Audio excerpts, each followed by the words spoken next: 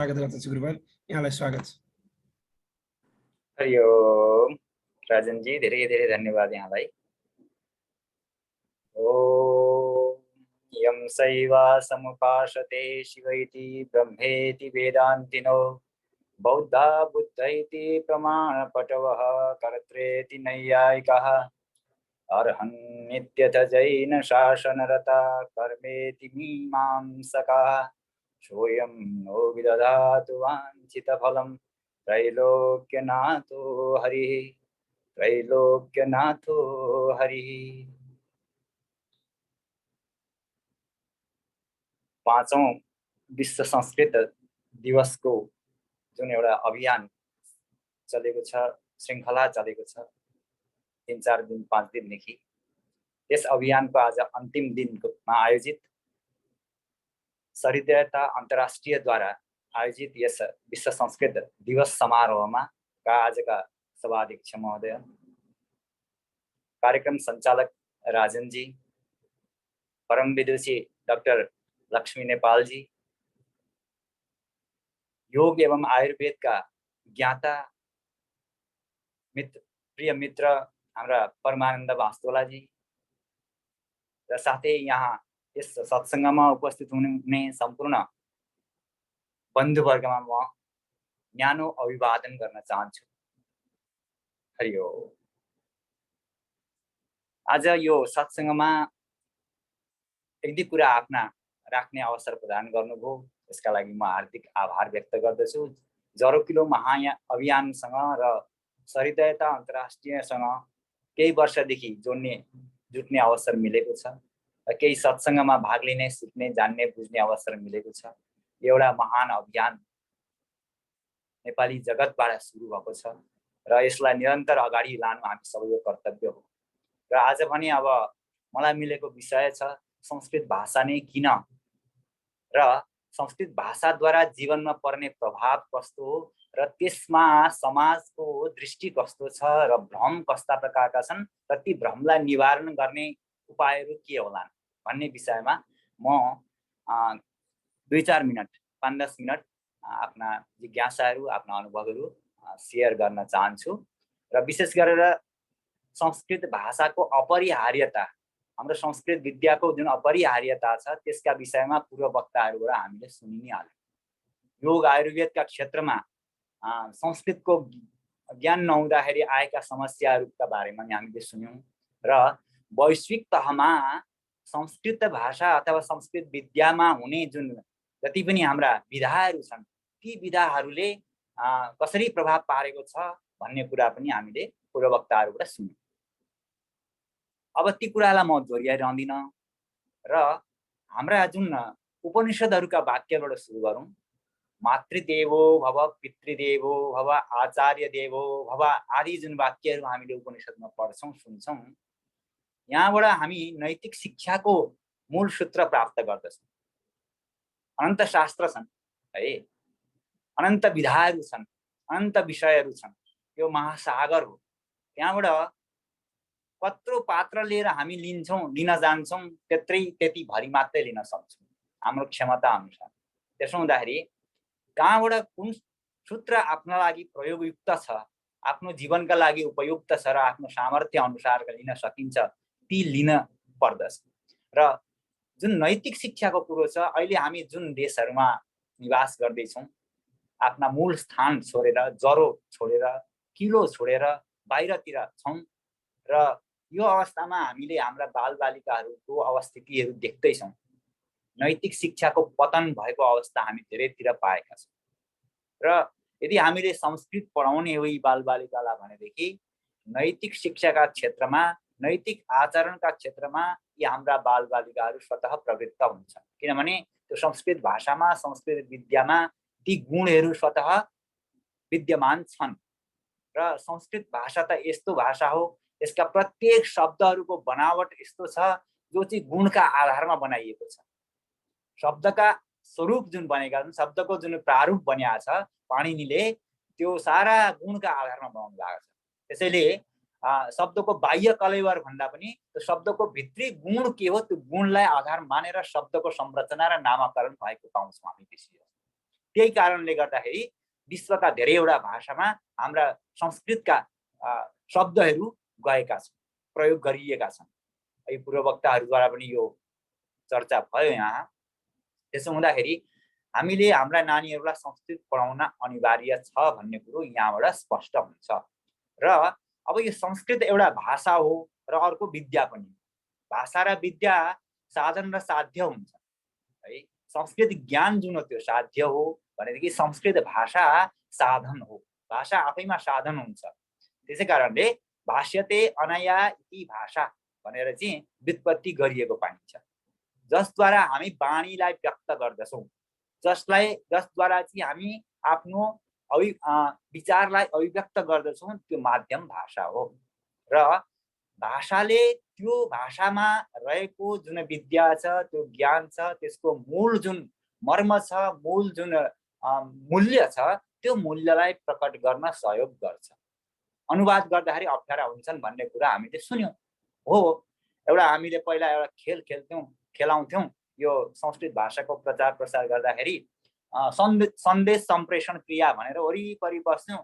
एउटा शब्द एकजनाले भन्यो अनि अर्काले अघिल्लो साथीलाई कानमा भन्दै जाँदाखेरि अलि पर 10-12 जना पुग्दाखेरि त्यो शब्दै कता पुग्छ थाहा नै हुँदैन। अनुवादमा यस्तै हुन्छ। एउटाले अनुवाद गर्छ, त्यो मूल स्वरूपलाई अलिकति परिवर्तन गरिदिन्छ, अर्काले त्यसलाई आधार मानिदिन्छ, अर्काले त्यसलाई आधार मानिदिन्छ, गर्दा गर्दै त्यो मूल स्वरूप नै हराउँछ। त्यस कारणले गर्दाखेरि संस्कृतमा भएको जुन मूल रहस्य हो, मूल विद्या हो, त्यसको जुन एउटा मूल्य हो, त्यो मूल्यलाई बुझ्नका लागि संस्कृत भाषा बुझ्न जरुरी हुन्छ जस्तो मलाई लाग्छ। र अब यो भाषा जुन छ, यो भाषा पहिला प्राचीन कालमा बोलिन्थ्यो, त्यही भएर हामी देवभाषा भन्छौँ। एक त देवताहरूले प्रयोग गरेको, ऋषिहरूले प्रयोग गरेको भाषा भएर पनि हामीले देवभाषा भन्यौँ। र अर्को कुरो हो, संस्कृत भाषालाई जीवनमा उतारेपछि देवत्व आफैमा आउँदछ। ती गुणहरू, देवत्व गुणहरू आफैमा आउँदछन् भन्ने कुरा हो। किन भन्दाखेरि त्यो भाषा नि संस्कारित भाषा छ। संस्कृत नाम नि त्यहीबाट बनिएको हो। संस्कारयुक्त भाषा भएकाले नै संस्कृत भाषा भनियो। र त्यो संस्कृत भाषाको आचरण जीवनमा भएपछि राम्रा गुणहरू, राम्रा स्वभावहरू, नैतिक गुणहरू आफै आउँछन्। त्यही कारणले संस्कृत चाहिँ जीवनमा अनिवार्य देखियो। अब प्राचीन कालमा हेर्ने भनेदेखि संस्कृत जनभाषा थियो। सामान्य जनले पनि संस्कृत बोल्थे। हामीले धेरै टाढा जाइराख्नु पर्दैन। लगभग 2000 साल पहिला अगाडि गयौँ भनेदेखि भारतमा राजा भोजको समयमा एउटा सामान्य भारवाहक, राजाको भारवाहक जुन सुसारेहरू हुन्छन्, भारी बोक्नेहरू, तिनीहरूसँग गरेको संवादलाई हेर्यौँ भनेदेखि स्पष्ट हुन्छ कि त्यति बेला जनसामान्यको भाषा पनि संस्कृत भाषा थियो भने त्यहाँ प्रसङ्ग आउँछ। राजाले सोध्छन् भारवाहकलाई, भारम बाधते भने, भारम बाधती भनेर सोध्छन्। अनि त्यो भारवाहकले जवाब दिन्छन् व्यङ्ग्यात्मक तरिकाले, राजन भारम नबाधते यथा बाधती बाधते। मलाई यो भारी त्यति गरौँ भएको छैन, जति गरौँ चाहिँ हजुरले प्रयोग गरेको बाधती शब्द भयो। भन्नुको अर्थ बाधती अशुद्ध प्रयोग हो व्याकरणका दृष्टिमा, र बाधते शब्द प्रयोग हुनु पर्थ्यो, धातु प्रयोग हुनु पर्थ्यो, क्रियापद प्रयोग हुनु पर्थ्यो। त्यो भएन राजाद्वारा। र सामान्य भारवाहकले त्यो शुद्ध्याएर बताइदिए त्यसरी व्यङ्ग्यात्मक तरिकाले। त्यसको अर्थ हो त्यति बेला जनसामान्यको भाषा थियो त्यति बेरसम्म पनि। र हाम्रा काव्य ग्रन्थहरू भए, हाम्रा दर्शन ग्रन्थहरू भए, हाम्रो जति पनि वाङ्मय छन् संस्कृत वाङ्मय, प्रचुर मात्रामा संस्कृतको प्रयोग भएको र त्यसरी व्यवहारमा ल्याइएको हामी देख्छौँ।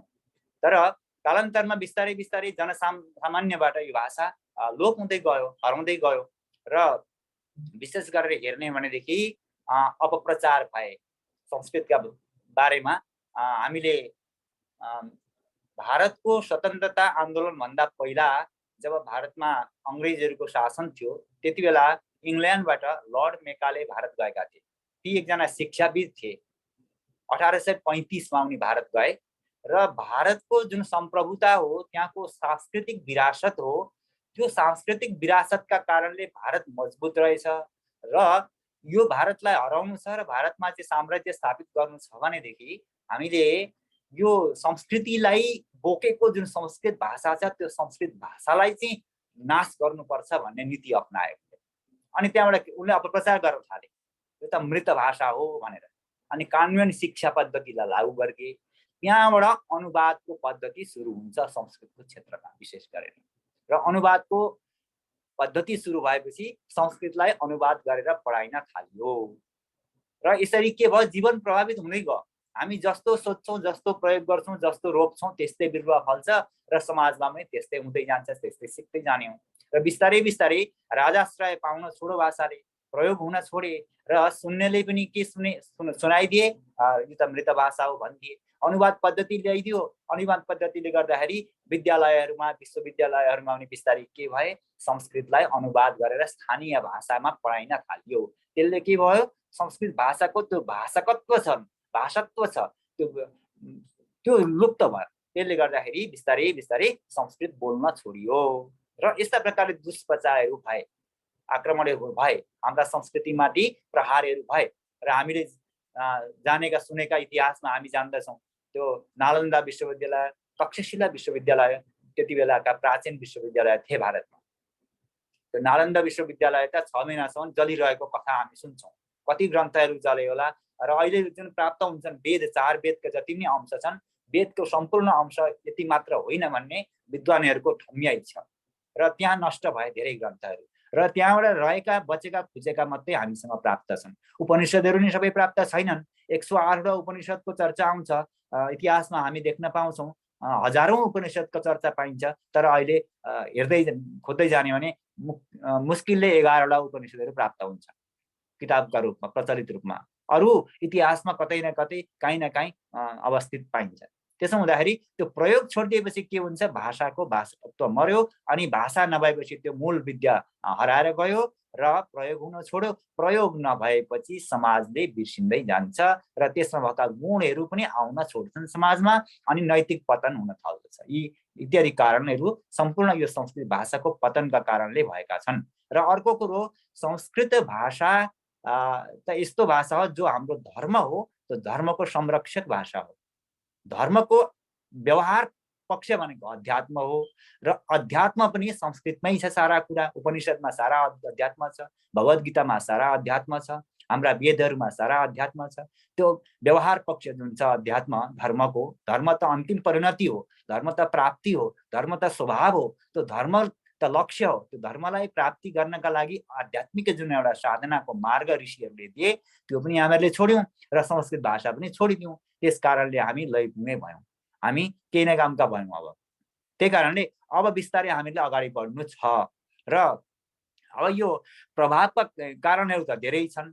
अब विशेष गरेर यी जुन व्याकरणका कुरा अघि पनि आए, यो जुन ध्वनि विज्ञान छ, ध्वनि विज्ञानको योग विज्ञानमा ठुलो महत्त्व छ र व्यवहार भाषाका क्षेत्रमा पनि ठुलो महत्त्व छ। पाणिनीले जुन प्रकारले 4000 सूत्रको निर्माण गर्नुभयो, ती सूत्रकै कारणले आज विश्वका भाषाहरू जीवित छन्, विश्वका भाषाका शब्दावलीहरू चाहिँ प्रस्फुटित छन्। र हाम्रो संस्कृतमा पनि के छ त भन्दाखेरि सबै जुन धातुहरू छन्, रूपहरू छन्, ती सबै पाणिनीय व्याकरणका आधारमा निर्मित छन्। र हाम्रो नेपाली भाषामा पनि हामी अथवा भारत नेपालतिर भएका जति पनि स्थानीय भाषाहरू छन् सबै संस्कृतद्वारा प्रेरित छन्। त्यहाँका भाषाहरूमा कुनैमा 50, 60, 70, 80% सम्म संस्कृत शब्द हामी पाउँछौँ।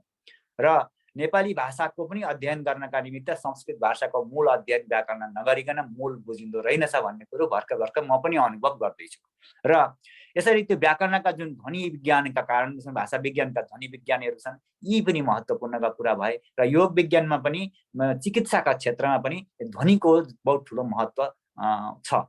र ओमकार जुन ध्वनि छ त्यो मूलमा छ हाम्रो। र ओमकार ध्वनि र संस्कृतका जति पनि वर्ण छन्, संयुक्त वर्णहरू छन्, ती वर्णहरूको उच्चारण गर्दाखेरि स्वतः हाम्रो शरीरलाई चाहिँ ध्वनि तरङ्गित हुन्छन्, त्यहाँ चाहिँ ऊर्जा प्रवाहित हुन्छ। र त्यसरी चाहिँ एउटा योग हुन्छ, स्वतः योगका विधाहरू चाहिँ अपनाइछन्।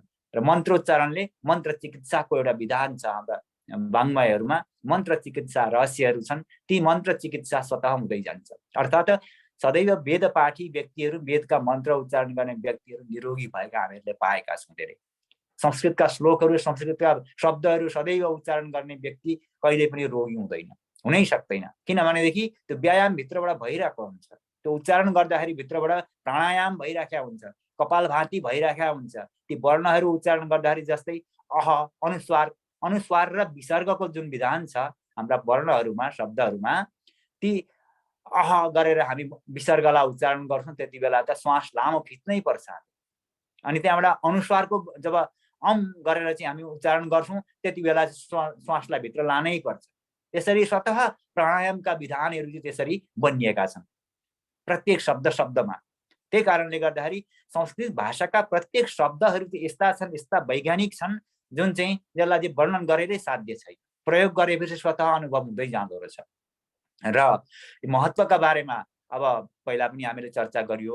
अर्को कुरो अब अघि पनि चर्चा आयो कर्मकाण्डका भाषाका क्षेत्रमा है। हाम्रा जति पनि संस्कारहरू छन् हाम्रो वैदिक सनातन धर्ममा 16वटा संस्कार जन्म पूर्वदेखि लिएर मृत्यु पर्यन्त सारा संस्कारहरू जुन छन् ती हामी कर्मकाण्डीय कर्मद्वारा गर्छौँ, जहाँ चाहिँ संस्कृतको ज्ञान बिना सम्भव हुँदैन।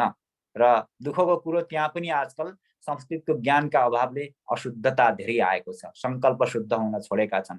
त्यही क्षेत्रमा पनि ती सबै गुरु पण्डित पुरोहितहरूलाई पनि आह्वान गर्न बहुत जरुरी छ र त्यो भाषाका माध्यमद्वारा, व्याकरणका माध्यमद्वारा त्यहाँ पनि परिष्कार ल्याउन आवश्यक छ। र यी संस्कारहरूका कुरा भए। अब अर्को कुरो वक्तृत्व कलाको, हाम्रो जुन जति पनि शरीरमा चक्रहरू हुन्छन्, योग विज्ञानका आधारमा हेर्ने भने 7वटा चक्र हुन्छन्। ती चक्रहरूमा यो वक्तृत्व कलाको विकास गर्ने चक्र चाहिँ यो विशुद्धि चक्र हुन्छ, जो चाहिँ यहाँ हाम्रो गलामा हुन्छ है। ती भौतिक चक्र हुँदैनन्, ती चाहिँ चेतनागत चक्र मानिन्छन्। र ती चक्रहरू चाहिँ एनर्जी, हाम्रो जुन एनर्जी हो त्यो एनर्जीद्वारा बनिएका चक्रहरू हुन्। तीद्वारा चाहिँ हाम्रा शक्ति केन्द्रहरू बनिया हुन्छन्। त्यस शक्ति केन्द्रले हाम्रो शरीरलाई, हाम्रो मनलाई, हाम्रो बुद्धिलाई, हामीलाई चाहिँ सञ्चालित गरेका हुन्छ। र त्यो वक्तृत्व कलाको विकास पनि त्यो विशुद्धि चक्र एक्टिभेट भएपछि हुने हो। र त्यो संस्कृतको उच्चारणले स्वतः हुँदै जाँदो रहेछ। र यी 7 चक्रहरूको उच्चारण पनि जब चक्र विज्ञान, कुण्डलिनी जागरण आदिका विद्याहरू हुन्छन्, अभ्यासहरू हुन्छन्, साधना हुन्छन्, त्यसका प्रशिक्षणमा ती मन्त्रहरूकै प्रयोग गरिएको हुन्छ ती चक्रहरूलाई चाहिँ जागृत गर्नका लागि। भनेपछि संस्कृतमा रहेका मूल मन्त्रहरू जति पनि छन्, ती शब्दहरू छन्, सबै वैज्ञानिक छन् र सबै नै प्रयोगयोग्य छन्, मानवका हितका निमित्त छन्। र अब यहाँ भ्रमको जुन कारण छ, अलिकति भ्रमलाई पनि हामी कोट्यौँ। अघि मैले भने जसरी भ्रम उत्पादन गर्न प्रयास गरियो, विदेशीहरूले प्रयास गरे, अपप्रचार गरे, दुष्प्रचार गरे र मृत भाषा भने र अरू विधाहरू ल्याएर जोडिदिए। त्यसका कारणले संस्कृतको जुन एउटा भाषाकत्व क्षमता बिस्तारै लोप हुँदै गयो। किताबमा हामी सीमित रह्यौँ र अब गर्दै भन्दै लाँदाखेरि के भयो अहिलेको स्थिति भने हामीले पुराणका पुस्तकहरू, भगवत गीताका पुस्तकहरू रातो पहेँलो कपडामा बान्ने, मन्दिरमा राख्ने, धुपबाती गर्ने हामीले धेरै देखेका छौँ। पढ्न छोडियो नि त, नपढेपछि त कहाँबाट बुझ्ने? पढ्नु पर्यो त्यसलाई। अनि त्यहाँ भन्न खोजेको कुरो के छ बुझ्नु पर्यो, जीवनमा उतार्नु पर्यो, अनि न जीवन रूपान्तरित हुने हो। जीवन त रूपान्तरण गर्नका लागि थियो। अब त्यहाँ भएको विद्या हामीहरूले पढेनौँ, अनि त्यहाँ भएको ज्ञानलाई लिएर त्यो जीवनमा उतार्ने प्रयास गरेनौँ।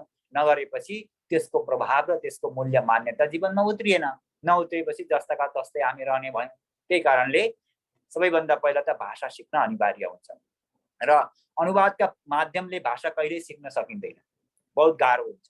अर्को भाषा जस्तै मानिलिउँ, अनुवादका कारणले, अनुवादका पद्धतिले अरू भाषा सिक्न त सकिन्छ, तर बोल्न गाह्रो हुन्छ, बोल्न सकिँदैन। बोल्नका लागि त श्रवण संस्कार चाहिन्छ। त्यही कारणले भाषा विकासका 4वटा सोपान हुन्छन्। मैले भर्खरै यसमा अनुसन्धान पनि गर्दैछु, 2-4 वर्षदेखि। भर्खरै एउटा कृति पनि प्रकाशन भएको छ, भाषा शिक्षण भनेर, नेपालीमा हो। अब नेपाली भाषाका क्षेत्रमा यहाँ समस्या छन्, हामी अभियान चलाइराखेका छौँ, कार्य गर्दैछौँ। त्यही अनुभवहरूले चाहिँ यी कुराहरूलाई अगाडि ल्याएको छ। र ती 4वटा सोपान हुन्छन्: श्रवण, भाषण, पठन र लेखन। भाषा विकासका यी 4वटा सोपान। सबैभन्दा पहिला सुन्नै पर्छ।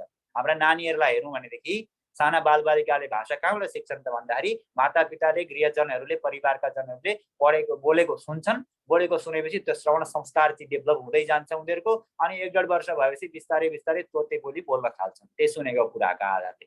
त्यसको अर्थ हो नसुनिकन त भाषा नबोलिँदो रहेछ, जानिँदो रहेनछ। भाषा त सुनाउनै पर्दो रहेछ। र सुनाउनका लागि संस्कृतको प्रयोग गरेर भाषाको अभिव्यक्ति हुन जरुरी छ पहिलो कुरो, अनि मात्रै बोल्न सक्छन् हाम्रो नानीहरू। र पढ्न लेख्न त विद्यालय गरेर अनुवादका पद्धतिले नै पढ्न सकिँदो रहेछ। विद्यालयमा गुरुले अनुवाद गरेर पढाइदिनु भयो अथवा पढाइदिनुहुन्छ। भाषाको ज्ञान त भयो, संस्कृत भाषा यस्तो रहेछ यस्तो भन्न खोजिएको रहेछ सम्बन्ध ज्ञान भयो, तर बोल्न सकिँदैन। अतएव संस्कृत भाषायाः ज्ञानं परमम् आवश्यकं वर्तते। संस्कृत भाषया अभिव्यक्तिं दातुं वक्तुम् अस्माभिः प्रयतितव्यम्।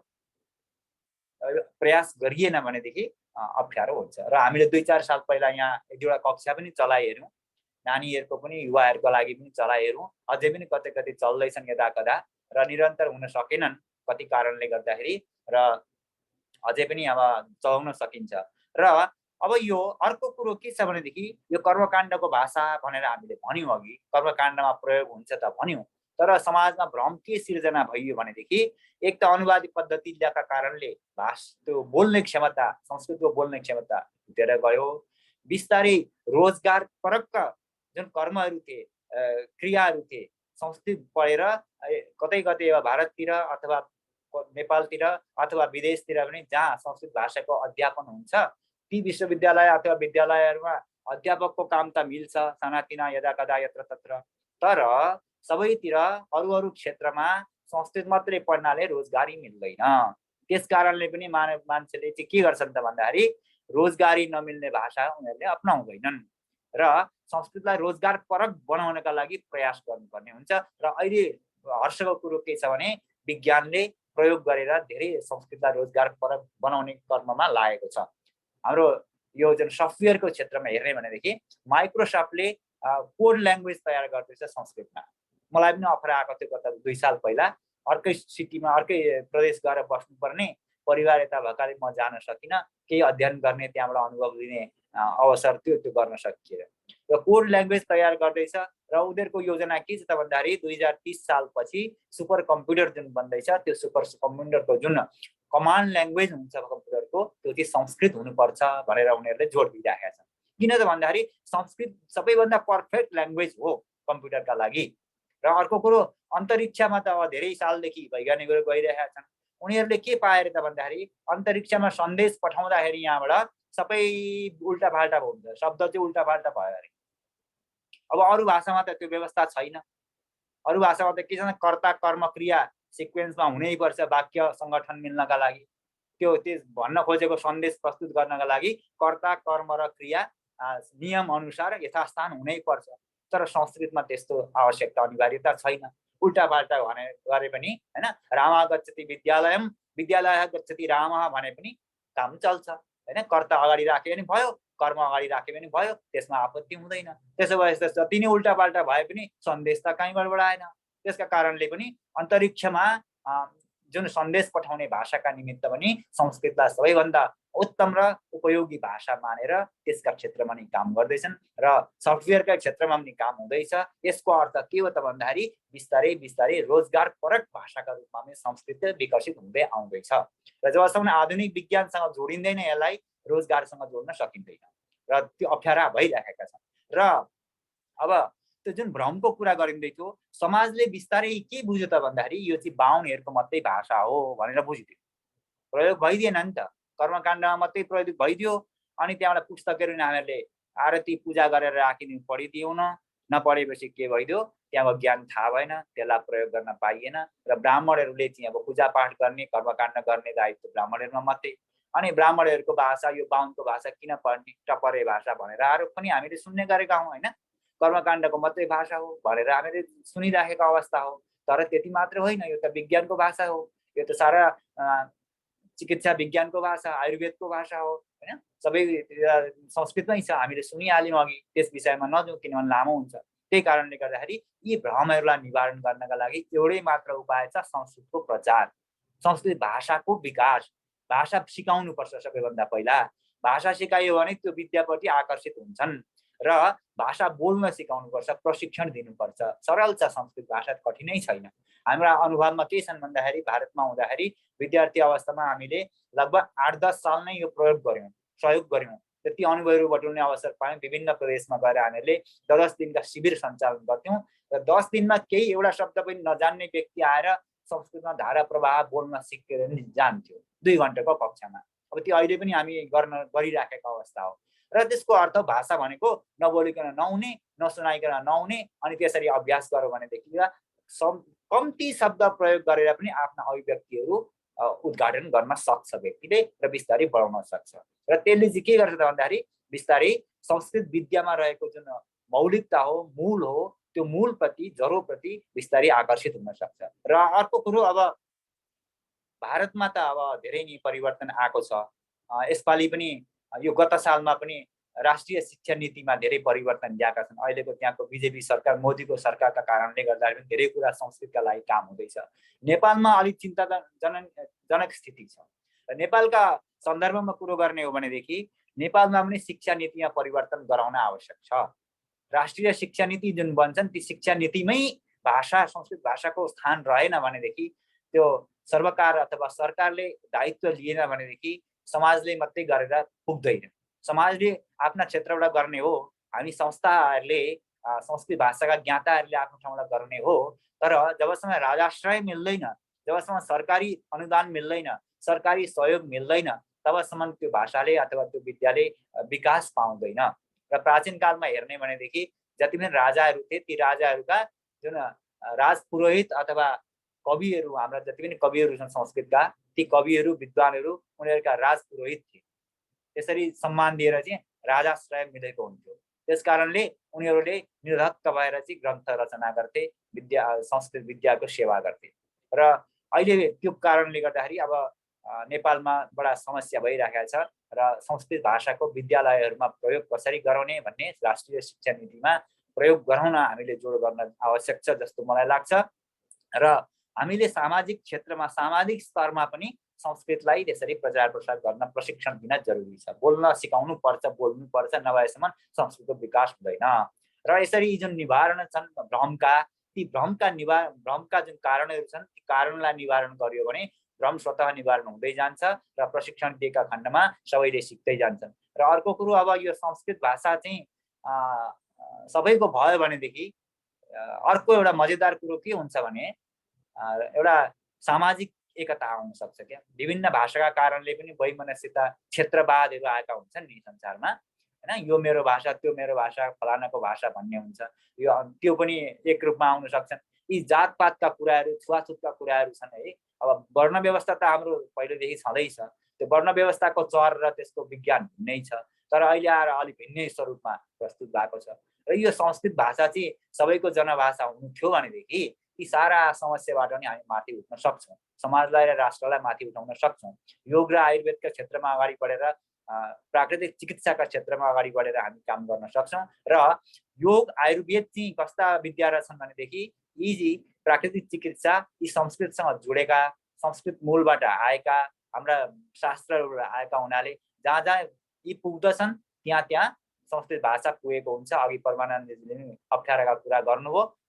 र त्यही कारणले हामीले जहाँ जहाँ हामी छौँ यी जातीय विभेदहरू छन्, सामाजिक विभेदहरू छन् र यी समस्याहरू छन्, यी भ्रमहरू छन्। यी भ्रमहरूलाई निवारण गर्नका लागि पनि संस्कृत भाषाको पठन पाठनको व्यवस्था र गुरुकुलको जुन एउटा कल्पना आएको छ, गुरुकुल स्थापना गर्ने पक्षमा हामीले जानुपर्छ अगाडि।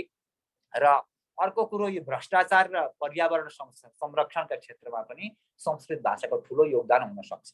किनभने संस्कृत पढेको व्यक्तिले अनैतिक आचरण गर्नै सक्दैन, उसले भ्रष्टाचार गर्नै सक्दैन। हाम्रा जति पनि राजनैतिक नेताहरू छन्, यदि उनलाई संस्कृतको शिक्षा दिने भने, योगको शिक्षा दिने भनेदेखि हाम्रो राष्ट्र कहाँ पुग्छ? भ्रष्टाचार त्यहाँ हुनै सक्दैन, किनभने भित्रबाटै उसले सिकेको हुँदैन, संस्कारै पाएको हुँदैन। मलाई एउटा कुरो बताउँ, यहाँ अमेरिका आएपछि 2010मा मैले एउटा ग्रोसरी स्टोर उद्घाटन गरेँ, बिजनेस गर्नु पर्यो भनेर। अब केही न केही गर्नुपर्ने, अर्कामा गएर काम गर्नु भन्दाखेरि आफ्नै बिजनेस एउटा खडा गर्नु पर्यो, आफ्नै त हो, कमसेकम आफ्नै मेहनत लगानी हुन्छ भने। बिस्तारै गर्दै गएपछि के भयो भने नि मलाई भित्रबाट मन परेन। त्यो बिजनेस भनेको नढाँटी चल्दो रहेनछ, त्यो त मेरो कर्म होइन। म भित्रबाट ढाँट्नै नजान्ने मान्छे, ढाँट्नै नसिकेको मान्छे। अब यतिमा ल्याएको, यति भयो भने त मलाई फाइदै हुँदैन भन्नै पर्दो रहेछ त बिजनेसमा। अनि सिधै ढाँट्यो नि त। अनि त्यो मेरो कर्म होइन रहेछ भन्ने लागेर हटाइदिनु। 1 सालमा त्यो बेचबिखान गरे सक्यो। र भन्नुको अर्थ संस्कृतले भित्रबाट सुधार ल्याउँछ आचरण सुधार्छ, हाम्रा व्यवहारमा सुधार ल्याउँछ, हामीलाई रूपान्तरण गर्छ र हामीहरूलाई चाहिँ त्यो भ्रष्टाचार गर्ने जुन एउटा माहौल चलेको छ, एउटा लहर चलेको छ संसारमा, त्यसबाट पनि निजात पाउँछ, त्यसबाट पनि हामी निस्किन सक्छौँ बाहिर र पर्यावरण संरक्षणको क्षेत्रमा पनि हामी संस्कृतबाट प्रेरित हुन सक्छौँ। किनभने देव शान्ति, अन्तरिक्ष गुण शान्ति, पृथ्वी शान्ति, आप शान्ति, औषधय शान्ति आदि जुन वेदका मन्त्र छन् हाम्रा, यी मन्त्रले नै उद्घोष गरेका छ। तर ती मन्त्रले मात्रै उद्घोष गरेर भएन, किताबमा सीमित राखेर भएन क्या, हुँदैन, प्रयोग गर्नु पर्यो नि त, कर्ममा लाग्नु पर्यो नि, बिरुवा रोप्न थाल्नु पर्यो नि, सरसफाइ गर्न थाल्नु पर्यो नि त, प्रयोगमा ल्याउन थाल्नु पर्यो, अनि नै जीवनमा उत्रिने हो, प्रयोग हुने हो, नगरेसम्म हुँदैन। र प्रयोग विद्या, प्रयोग धर्मिता अप्नाउनु पर्ने रहेछ। र अब योगमा अध्यात्ममा पनि आजकल अलिकति अगाडि बढेर काम गरिँदैछ, साधनाको क्षेत्रमा बुझिँदैछ। भर्खर बुझ्दैछु हामीले गायत्री मन्त्र, मैले पनि पहिला पनि यो कुरो गरे हौ, गायत्री मन्त्र त जप्यौँ, उच्चारण त गऱ्यौँ, गायत्री मन्त्रले के भन्न खोजेको छ थाहा नै पाएको रहेनछ। भर्गो देवस्य धीमहि भन्ने आउँदो रहेछ, अनि ध्यान नै हामीले सिकेका रहेछ। भन्नुको अर्थ मन्त्रले के भन्न खोजेको छ र मन्त्रले गराउन खोजेको के छ, त्यसमा तारतम्य मिल्दैछ। अनि तारतम्य नमिलेपछि त्यसको अर्थ नबुझेपछि जीवनमा प्रयोग हुँदैन। जीवनमा प्रयोग नभएपछि त्यसको त्यो मन्त्रको जुन रहस्य हो, त्यसको जुन मूल मर्म हो, त्यो मर्म जीवनमा उत्रिएन, प्रयोग भएन, नभएपछि त जीवन रूपान्तरण भएन, जहाँको त्यहीँ रह्यो। त्यसै कारणले त्यो प्रयोग गर्नुपर्छ। भाषालाई होस्, विद्यालाई होस्, अध्यात्मलाई होस्, हामीले प्रयोग गर्नुपर्छ। र समय मैले धेरै लिइसकेँ, यहाँले दिएको समय सायद पुरा भइसकेको छ र यो संस्कृत भाषाका क्षेत्रमा यसरी आज चर्चा गर्न पाउँदाखेरि, सत्सङ्ग हुन पाउँदाखेरि बडा आनन्द लागेको छ। र विश्व संस्कृत दिवसको जुन आचरण गर्ने श्रृङ्खला चलेको छ, जरकिलो प्रतिष्ठानले एउटा अभियान चलाएको छ र अत्यन्त स्तुत्य छ। र सबैले हामीले विश्वबाट जोडिएर यसलाई फलाउने अगाडि बढाउने कर्म गर्नुपर्छ भन्दै सं गच्छध्वं सं वदध्वं सम्भो मनांसि जानताम्। ओम सर्वे भवन्तु सुखिनः, सर्वे सन्तु निरामयाः, सर्वे भद्राणि पश्यन्तु, मा कश्चित् दुःखभाग् भवेत्। ओम शान्ति शान्ति शान्ति। आजलाई यति विराम गरौँ। हरि ओम, नमो।